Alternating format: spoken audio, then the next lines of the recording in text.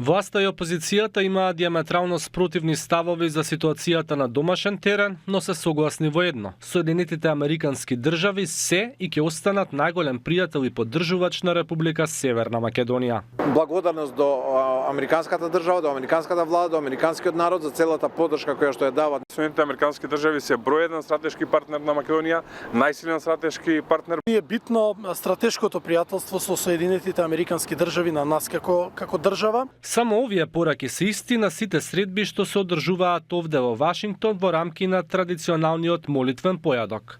Се останато е различно, во зависност од политичката агенда. Годинава представник на СДСМ е градоначалникот на општина Карпош и член на извршниот одбор на партијата Стефан Богоев. Тој за Гласот на Америка вели дека посетата ја искористил меѓу другото и за средби со влијателни политичари, на кои информирал за напредокот што го направила Република Северна Македонија откако неговата партија е на власт. Пред се мислам на Преспанскиот договор, договорот за добрососедство со Бугарија и очекувањата наши час поскоро да се ратификува конечно протоколот за НАТО од сите земји членки, да се депонираат подписите и официјално да станеме полноправна земја членка НАТО, како и откочување на патот кон Европската унија, односно надминување на оние дилеми кои што ги имаше околу методологијата. За разлика од него, подпредседателот на ВМРО ДПМН Александар Николовски вели дека една од поважните теми на сите состаноци што тој ги имал со конгресмени, сенатори и лобисти се последните скандали во државата,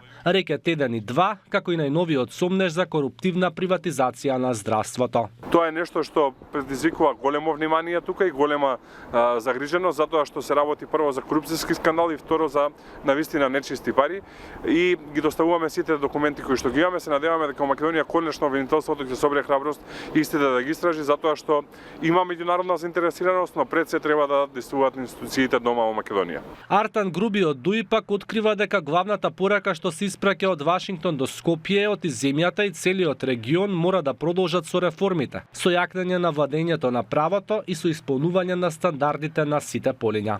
Многу е битно владењето на правото, многу е битно да се заокружат реформите, многу е битно консенсуално да ги решаваме прашањата, посебно да донесеме закони од кои што ни зависи евроатлантскиот тек, посебно добивањето на датум за отпочнување на преговори, и се надевам дека заеднички со опозицијата ќе смогнеме сили пред да го распуштиме ова собрање, да ги усвоиме сите реформски закони. Покрај Груби, Николовски и Богоев, годинава дел од молитвениот појадок се и пратеникот Антонио Милошовски и директорот на Комисијата за односи со верските заедници Даријан Сотировски. Националниот молитвен појадок е традиција стара речиси 7 децении. Вообичаено се одржува во првиот четврток од февруари, а на него присуствуваат над 3500 гости од повеќе од 100 држави.